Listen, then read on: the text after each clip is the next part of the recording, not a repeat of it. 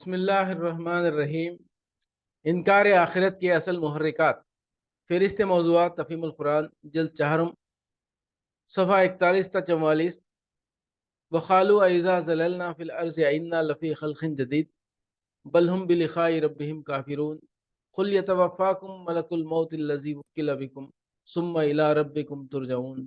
سورہ سجدہ آیات 10-11۔ اور یہ لوگ کہتے ہیں جب ہم مٹی میں رل مل چکے ہوں گے تو کیا ہم پھر نئے سرے سے پیدا کیے جائیں گے؟ اصل بات یہ ہے کہ یہ اپنے رب کی ملاقات کے منکر ہیں۔ ان سے کہو موت کا وہ فرشتہ جو تم پر مقرر کیا گیا ہے تم کو پورا کا پورا اپنے قبضے میں لے لے گا اور پھر تم اپنے رب کی طرف پلٹا لائے جاؤ گے۔ اصل بات یہ ہے کہ یہ اپنے رب کی ملاقات کے منکر ہیں۔ اوپر کے فقرے اور اس فقرے کے درمیان پوری کی پوری ایک داستان کی داستان ہے جسے سامع کے ذہن پر چھوڑ دیا گیا ہے۔ کفار کا جو اعتراض پہلے فقرے میں نقل کیا گیا ہے وہ اتنا محمل ہے کہ اس کی تردید کی حاجت محسوس نہیں کی گئی، اس کا محض نقل کر دینا ہی اس کی لغویت ظاہر کرنے کے لیے کافی سمجھا گیا، اس لیے کہ ان کا اعتراض جن دو اجزاء پر مشتمل ہے وہ دونوں ہی سراسر غیر معقول ہیں۔ ان کا یہ کہنا کہ ہم مٹی میں رل مل چکے ہوں گے آخر کیا معنی رکھتا ہے؟ ہم جس چیز کا نام ہے وہ مٹی میں کب رلتی ملتی ہے؟ مٹی میں تو صرف وہ جسم ملتا ہے جس سے ہم نکل چکا ہوتا ہے۔ اس جسم کا نام ہم نہیں ہے۔ زندگی کی حالت میں جب اس جسم کے اعضاء کاٹے جاتے ہیں تو عضو پر عضو کٹتا چلا جاتا ہے مگر ہم پورا کا پورا اپنی جگہ موجود رہتا ہے، اس کا کوئی جز بھی کسی کٹے ہوئے عضو کے ساتھ نہیں جاتا، اور جب ہم کسی جسم میں سے نکل جاتا ہے تو پورا جسم موجود ہوتے ہوئے بھی اس پر اس ہم کے کسی ادنا شائبے تک کا اطلاق نہیں ہوتا۔ اسی لیے تو ایک عاشق جانثار اپنے معشوق کے مردہ جسم کو لے جا کر دفن کر دیتا ہے، کیونکہ معشوق اس جسم سے نکل چکا ہوتا ہے، اور وہ معشوق نہیں بلکہ اس کا خالی جسم کو دفن کرتا ہے جس میں کبھی اس کا معشوق رہتا تھا۔ بس معترضین کے اعتراض کا پہلا مقدمہ ہی بے بنیاد ہے۔ رہا اس کا دوسرا جز، کیا ہم پھر نئے سرے سے پیدا کیے جائیں گے، تو یہ انکار و تعجب کے انداز کا سوال سرے سے پیدا ہی نہ ہوتا اگر معترضین نے بات کرنے سے پہلے اس ہم اور اس کے پیدا کیے جانے کے مفہوم پر ایک لمحے کے لیے کچھ غور کر لیا ہوتا۔ اس ہم کی موجودہ پیدائش اس کے سوا کیا ہے کہ کہیں سے کوئلہ، کہیں سے لوہا، کہیں سے چونا اور اسی طرح کے دوسرے اجزاء جمع ہوئے اور اس کالبد خاکی میں یہ ہم براجمان ہو گیا۔ پھر اس کی موت کے بعد کیا ہوتا ہے؟ اس کالبد خاکی میں سے جب ہم نکل جاتا ہے تو اس کا مکان تعمیر کرنے کے لیے جو اجزاء زمین کے مختلف حصوں سے فراہم کیے گئے تھے وہ سب اسی زمین میں واپس چلے جاتے ہیں۔ سوال یہ ہے کہ جس نے پہلے اس ہم کو یہ مکان بنا کر دیا تھا کیا وہ دوبارہ اسی سر و سامان سے وہی مکان بنا کر اسے اثر نو اس میں نہیں بسا سکتا؟ یہ چیز جب پہلے ممکن تھی اور واقعے کی صورت میں رونما ہو چکی ہے تو دوبارہ اس کے ممکن ہونے اور واقعہ بننے میں آخر کیا امر بانے ہیں؟ یہ باتیں ایسی ہیں جنہیں ذرا سی عقل آدمی استعمال کرے تو خود ہی سمجھ سکتا ہے، لیکن وہ اپنی عقل کو اس رخ پر کیوں نہیں جانے دیتا؟ کیا وجہ ہے کہ وہ بے سوچے سمجھے حیات بعد الموت اور آخرت پر اس طرح کے لا یعنی اعتراضات جڑتا ہے؟ بیچ کی ساری بحث چھوڑ کر اللہ تعالیٰ دوسرے فقرے میں اسی سوال کا جواب دیتا ہے کہ دراصل یہ اپنے رب کی ملاقات کے منکر ہیں۔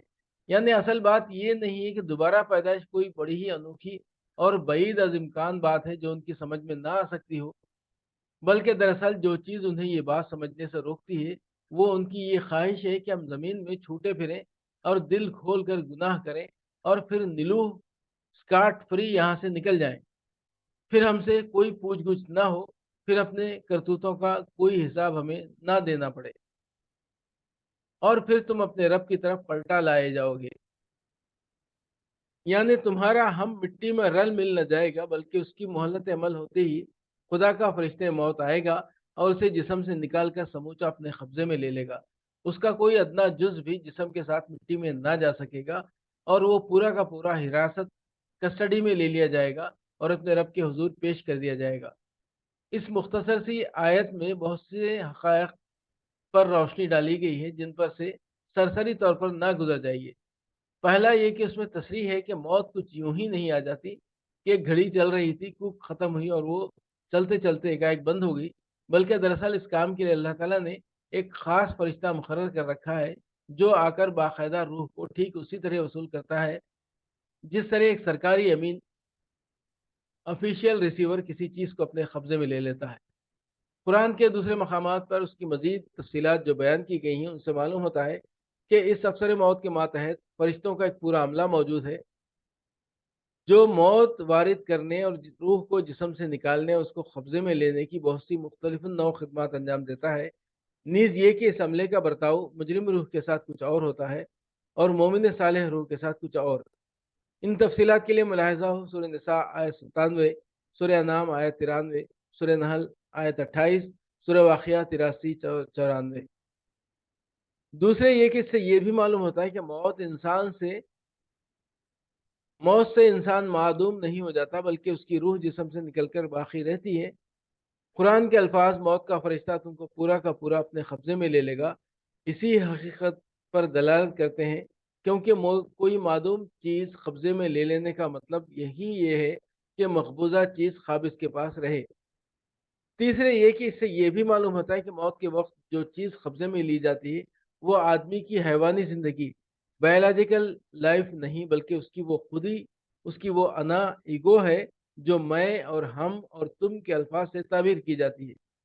یہ انا دنیا میں کام کر کے جیسی کچھ شخصیت بھی بنتی ہے وہ پوری کی پوری جوں کی توں انٹیکٹ نکال لی جاتی ہے بغیر اس کے کہ اس کے اوصاف میں کوئی کمی بیشی ہو، اور یہی چیز موت کے بعد اپنے رب کی طرف پلٹائی جاتی ہے۔ اسی کو آخرت میں نیا جنم اور نیا جسم دیا جائے گا، اسی پر مقدمہ قائم کیا جائے گا، اسی سے حساب لیا جائے گا اور اسی کو جزا و سزا دیکھنی ہوگی۔ انکار آخرت کے اصل محرکات، فہرست موضوعات تفہیم القرآن جلد چہارم صفحہ 177، سورہ سبا آیات 3 تا 8۔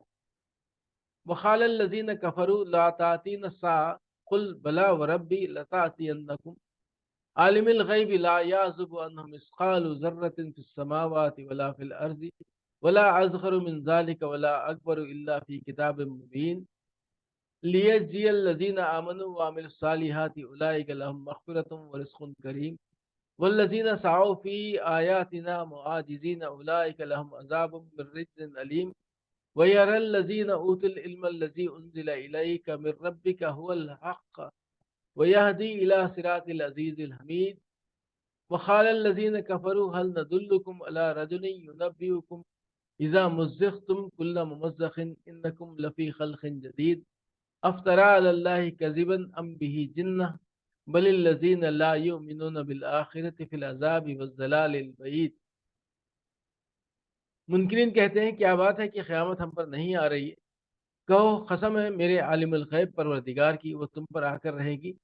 اس سے ذرہ برابر کوئی چیز نہ آسمانوں میں چھپی ہوئی ہے نہ زمین میں، نہ ذرے سے بڑی اور نہ اس سے چھوٹی، سب کچھ ایک نمایاں دفتر میں درج ہے۔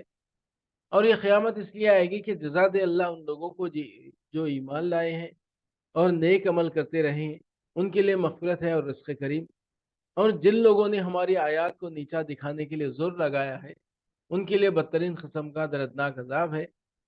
اے نبی، علم رکھنے والے خوب جانتے ہیں کہ جو کچھ تمہارے رب کی طرف سے تم پر نازل کیا گیا ہے وہ سراسر حق ہے اور خدائے عزیز و حمید کا راستہ دکھاتا ہے۔ منکرین لوگوں سے کہتے ہیں ہم بتائیں تمہیں ایسا شخص جو خبر دیتا ہے کہ جب تمہارے جسم کا ذرہ ذرہ منتشر ہو چکا ہوگا اس وقت تم نئے سرے سے پیدا کر دیے جاؤ گے۔ نامعلوم یہ شخص اللہ کے نام سے جھوٹ گھڑتا ہے یا اسے جنون لاحق ہے؟ نہیں، بلکہ جو لوگ آخرت کو نہیں مانتے وہ عذاب میں مبتلا ہونے والے ہیں اور وہی بری طرح بہکے ہوئے ہیں۔ منکرین کہتے ہیں کیا بات ہے کہ قیامت ہم پر نہیں آ رہی ہے؟ سورہ سبا حاشیہ نمبر 5۔ یہ بات وہ طنز اور تمسخر کے طور پر چندرا چندرا کر کہتے تھے۔ اس کا مطلب یہ تھا کہ بہت دنوں سے یہ پیغمبر صاحب قیامت کے آنے کی خبر سنا رہے ہیں مگر کچھ خبر نہیں کہ وہ آتے آتے کہاں رہ گئی۔ ہم نے اتنا کچھ انہیں جھٹلایا، اتنی گستاخیاں کی، ان کا مذاق تک اڑایا، مگر وہ قیامت ہے کہ کسی طرح نہیں آ چکتی۔ کہو قسم ہے میرے عالم الغیب پروردگار کی، وہ تم پر آ کر رہے گی۔ سورہ سبا حاشیہ نمبر 6۔ پروردگار کی قسم کھاتے ہوئے اس کے لیے عالم الغیب کی صفت استعمال کرنے سے خود بخود اس امر کی طرف اشارہ ہو گیا کہ قیامت کا آنا تو یقینی ہے مگر اس کے آنے کا وقت خدائے عالم الغیب کے سوا کسی کو معلوم نہیں۔ یہی مضمون قرآن مجید میں مختلف مقامات پر مختلف طریقوں سے بیان ہوا ہے۔ تفصیل کے لیے ملاحظہ ہو سورہ آراف 187، سورہ طٰہٰ آیت 15، لقمان آیت 34، سورہ احزاب آیت 63، سورہ ملک 25-26، سورہ نازیات 42۔ انکار آخرت کے اصل محرکات۔ فہرست موضوعات تفہیم القرآن جلد چہارم، انکار آخرت کے اصل محرکات۔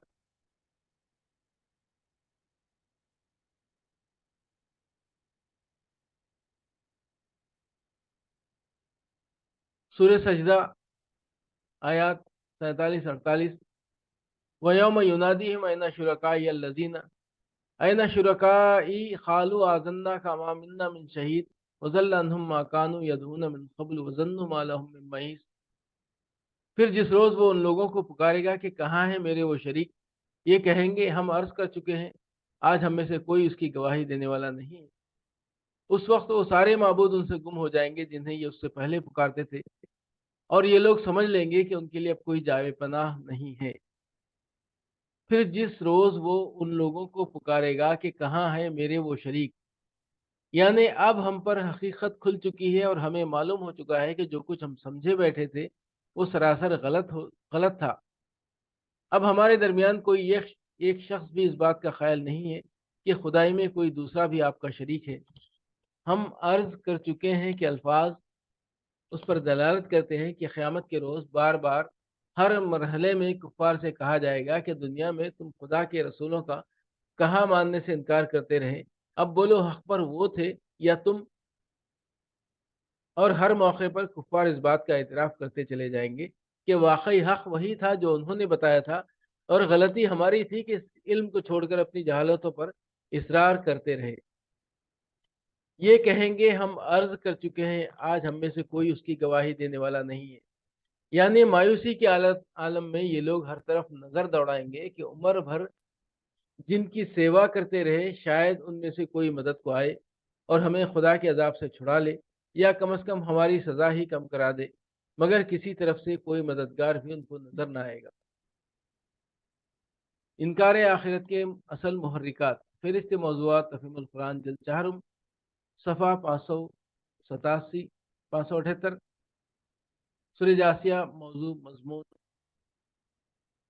انکار آخرت کا عقیدہ اخلاق کے لیے سخت تباہ کن ہے۔ اس کو اختیار وہی لوگ کرتے ہیں جو اپنے نفس کے بندے بنے ہوئے ہیں، اور اس لیے کرتے ہیں کہ انہیں بندگی نفس کی کھلی چھوٹ مل جائے۔ پھر جب وہ اس عقیدے کو اختیار کر لیتے ہیں تو یہ انہیں گمراہ سے گمراہ تر کرتا چلا جاتا ہے، یہاں تک کہ ان کی اخلاقی حص بالکل مردہ ہو جاتی ہے اور ہدایت کے تمام دروازے ان کے لیے بند ہو جاتے ہیں۔ انکار آخرت کے اصل محرکات۔ فہرست موضوعات تفہیم القرآن جلد چہارم، صفحہ 590، سورہ جاسیہ آیت 24، وَقَالُوا مَا هِيَ إِلَّا حَيَاتُنَا الدُّنْيَا نَمُوتُ وَنَحْيَا وَمَا يُهْلِكُنَا إِلَّا الدَّهْرُ وَمَا لَهُم بِذَلِكَ مِنْ عِلْمٍ إِنْ هُمْ إِلَّا يَظُنُّونَ۔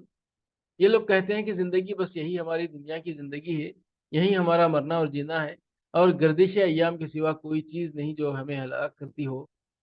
در حقیقت اس معاملے میں ان کے پاس کوئی علم نہیں ہے، یہ محض گمان کی بنا پر یہ باتیں کرتے ہیں۔ یعنی کوئی ذریعہ علم ایسا نہیں ہے جس سے ان کو بتحقیق یہ معلوم ہو گیا کہ اس زندگی کے بعد انسان کے لیے کوئی دوسری زندگی نہیں ہے، اور یہ بات بھی انہیں معلوم ہو گئی ہو کہ انسان کی روح کسی خدا کے حکم سے قبض نہیں کی جاتی، بلکہ آدمی محض گردش ایام سے مر کر فنا ہو جاتا ہے۔ منکرین آخرت یہ باتیں کسی علم کی بنا پر نہیں بلکہ محض گمان کی بنا پر کرتے ہیں۔ علمی حیثیت سے اگر وہ بات کریں تو زیادہ سے زیادہ جو کچھ کہہ سکتے ہیں وہ بس یہ ہے کہ ہم نہیں جانتے کہ مرنے کے بعد کوئی زندگی ہے یا نہیں، لیکن یہ ہرگز نہیں کہہ سکتے ہم جانتے ہیں کہ اس زندگی کے بعد کوئی دوسری زندگی نہیں ہے۔ اسی طرح علمی طریقے پر وہ یہ جاننے کا دعویٰ نہیں کر سکتے کہ آدمی کی روح خدا کے حکم سے نکالی نہیں جاتی، بلکہ وہ محض اس طرح مر کر ختم ہو جاتا ہے جیسے ایک گھڑی چلتے چلتے رک جائے۔ زیادہ سے زیادہ جو کچھ وہ کہہ سکتے ہیں وہ صرف یہ ہے کہ ہم ان دونوں میں سے کسی کے متعلق یہ نہیں جانتے کہ فی الواقع کیا صورت پیش آتی ہے۔ اب سوال یہ ہے کہ جب انسانی ذرائع علم کی حد تک زندگی بعد موت کے ہونے یا نہ ہونے اور قبض روح واقع ہونے یا گردش ایام سے آپ ہی آپ مر جانے کا یکساں احتمال ہے، تو آخر کیا وجہ ہے کہ یہ لوگ امکان آخرت کے احتمال کو چھوڑ کر حتمی طور پر انکار آخرت کے حق میں فیصلہ کر ڈالتے ہیں؟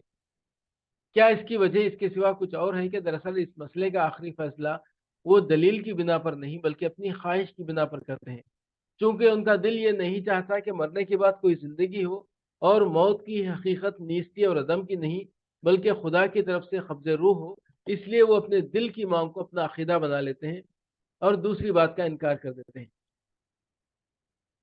انکار آخرت کے اصل محرکات، فہرست موضوعات تفہیم القرآن جلد چہارم صفحہ 593، سورہ جاسیہ آیت 32۔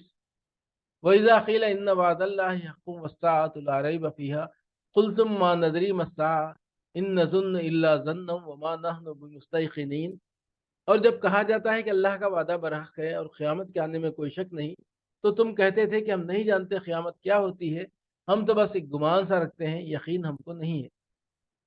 اس سے پہلے آیت 24 میں جن لوگوں کا ذکر گزر چکا ہے وہ آخرت کا قطعی اور کھلا انکار کرنے والے تھے، اور یہاں ان لوگوں کا ذکر کیا جا رہا ہے جو اس کا یقین نہیں رکھتے، اگرچہ گمان کی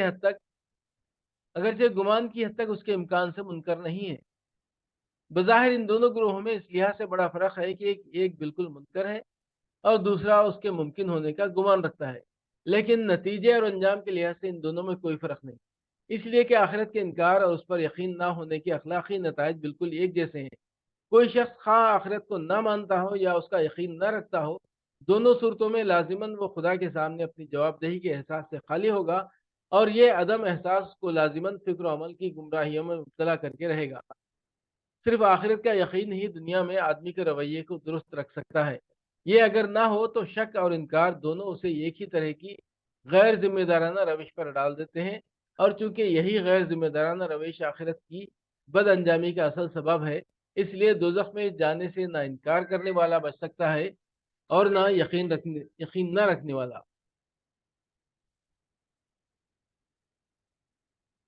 انکار آخرت کے اصل محرکات، فہرست موضوعات تفہیم القرآن جلد چہارم صفحہ 613، سورہ احقاف آیات 19-20۔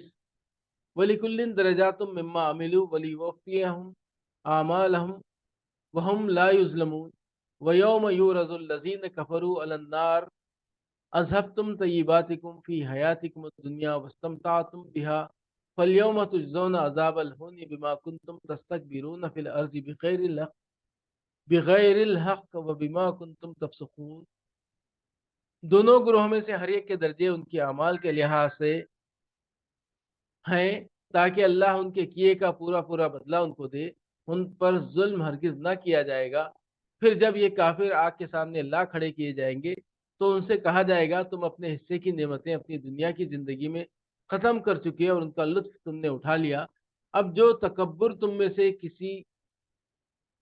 تکبر تم زمین میں کسی حق کے بغیر کرتے رہے اور جو نافرمانیاں تم نے کی، ان کی پاداش میں آج تم کو ذلت کا عذاب دیا جائے گا۔ ان پر ظلم ہرگز نہ کیا جائے گا، نہ اچھے لوگوں کی نیکیاں اور قربانیاں ضائع ہوں گی، اور نہ برے لوگوں کو ان کی برائی سے بڑھ کر سزا دی جائے گی۔ نیک آدمی اگر اپنے اجر سے محروم رہ جائے یا اپنے حقیقی استحقاق سے کم اجر پائے تو یہ بھی ظلم ہے، اور برا آدمی اپنے کیے کی سزا نہ پائے یا جتنا کچھ قصور اس نے کیا ہے اس سے زیادہ سزا پائے تو یہ بھی ظلم ہے۔ آج تم کو ذلت کا عذاب دیا جائے گا۔ ذلت کا عذاب اس تکبر کی مناسبت سے ہے جو انہوں نے کیا۔ وہ اپنے آپ کو بڑی چیز سمجھتے تھے۔ ان کا خیال یہ تھا کہ رسول پر ایمان لا کر غریب اور فقیر مومنوں کے گروہ میں شامل ہو جانا ان کی شان سے گری ہوئی بات ہے۔ وہ اس ذوم میں مبتلا تھے کہ جس چیز کو چند غلاموں اور بے نوا انسانوں نے مانا ہے اسے ہم جیسے بڑے لوگ مان لیں گے تو ہماری عزت کو بٹا لگ جائے گا۔ اس لیے اللہ تعالیٰ ان کو آخرت میں ذلیل و خوار کرے گا اور ان کے غرور کو خاک میں ملا کر رکھ دے گا۔